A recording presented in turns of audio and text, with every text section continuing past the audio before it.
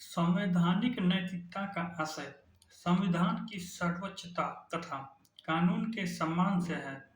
संवैधानिक नैतिकता का पालन करके एक विविध और समावेशी समाज की स्थापना करना है।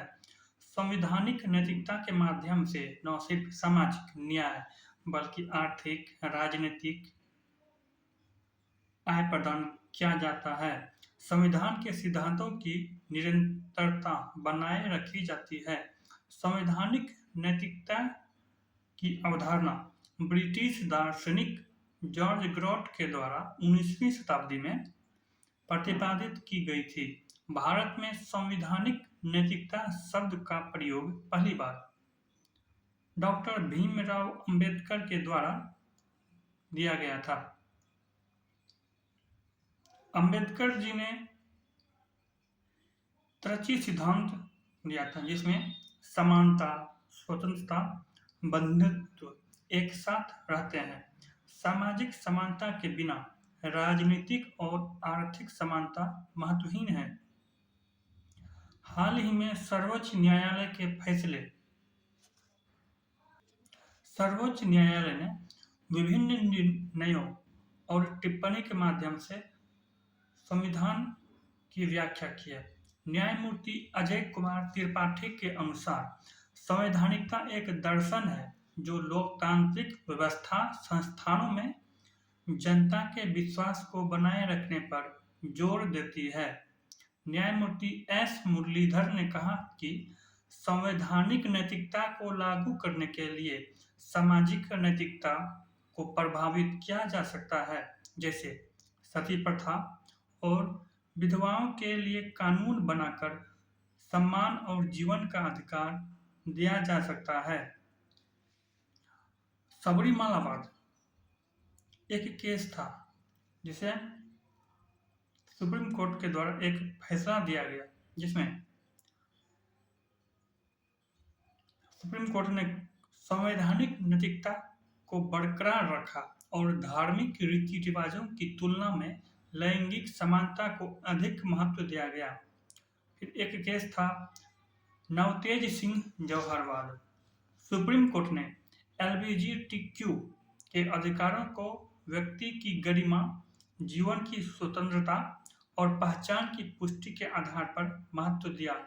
भूतपूर्व न्यायाधीश डीवाई चंद्रचूड़ ने कहा, हम संविधान की व्याख्या करने में विशेषज्ञ हो सकते हैं, लेकिन न्यायपूर्ण समाज का निर्माण न्यायालय की संवैधानिक नैतिकता की समझ से होगा। हम अभी समझेंगे कि संविधान नैतिकता और संविधानवाद क्या है। संवैधानिक नैतिकता सीमित सरकार के साथ नैतिक मूल्यों पर विशेष ध्यान देती है, जबकि संविधानवाद सीमित सरकार पर महत्व देता है। इसे सुनिश्चित करने के लिए संविधान का लिखित होना जरूरी है, जिसमें सरकार की शक्तियों को उसके दायरे का उल्लेख किया गया है। लेकिन संवैधानिक नैतिकता आपसी सामंजस्य नैतिक मूल्यों के माध्यम से प्राप्त की जा सकती है। इसके लिए लिखित संविधान की आवश्यकता नहीं होती है। वर्तमान समय में संवैधानिक नैतिकता और सामाजिक नैतिकता के मध्य विवाद बना हुआ है। अतः हम निष्कर्षतः कह सकते हैं कि सामाजिक नैतिकता के मध्य में सामंजस्य होना बहुत जरूरी है। संविधान के मूल्यों, आदर्शों और अंतर्निहित सिद्धांतों के परीक्षण के साथ सामाजिक मूल्यों पर भी ध्यान देना चाहिए। व्यक्ति की गरिमा और पहचान को भी सामाजिक अंगों का महत्वपूर्ण अंग है। संविधान में एक मूल ढांचा है। वो मूल ढांचा क्या है? मूल संरचना का उल्लेख संविधान में नहीं दिया गया है। यह भारतीय न्यायपालिका की खोज है जो संसद की संशोधित करने की शक्ति को सीमित करता है। साथ ही संविधान के मूलभूत प्रावधानों को भी संरक्षण देता है। सिर्फ भारत ही नहीं बल्कि पुर्तगाल और ग्रीस में भी ऐसे ही प्रावधानों का उल्लेख किया गया है जिसे संशोधित नहीं किया जा सकता। मूल संरचना के सिद्धांत का विकास। संसद मौलिक अधिकारों में संशोधित कर सकती है या नहीं, यह निर्णय संविधान लागू होने के 1 वर्ष के पश्चात आया था। सबसे पहले एक केस आया शंकरी प्रसाद वाद 1951। यह 24वां संविधान संशोधन 1951 था। इसमें संसद में फंडामेंटल राइट में संशोधन करने का अधिकार दिया। फिर एक केस आया सज्जन सिंह वाद 1965 में। इसमें संसद के मौलिक अधिकार में अनुच्छेद 368 के तहत संशोधन कर सकता है। फिर गोलकनाथ वाद 1967। इसमें मौलिक अधिकार संशोधन नहीं कर सकती, मतलब सुप्रीम कोर्ट ने इसमें कहा कि मौलिक अधिकार में संशोधन नहीं किया जा सकता। एक केस आया 24वां संविधान संशोधन 1971। सरकार ने अनुच्छेद 13 और 368 के तहत संसद को संशोधन की शक्ति दी गई।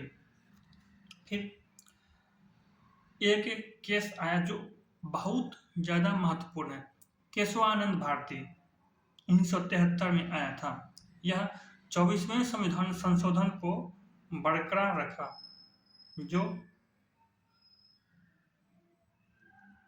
1971 में आया था। इसमें सर्वोच्च न्यायालय ने कहा कि सर्वोच्च न्यायालय ने मूल ढांचे का सिद्धांत दिया। इस सिद्धांत के तहत संसद को संविधान के किसी भी भाग को संशोधन करने की शक्ति दी गई है, लेकिन मूल संरचना को बदलने का अधिकार नहीं दिया गया है, जो कि आर्टिकल 32 में दिया गया है, जिसे सुप्रीम कोर्ट या कहें तो हमारा सर्वोच्च न्यायालय इसे मूल ढांचा मानता है।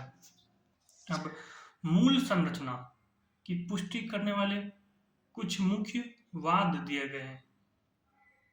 कुछ केस हुआ था जो एक केस है मिनर्वा मिल्स वाद 1980।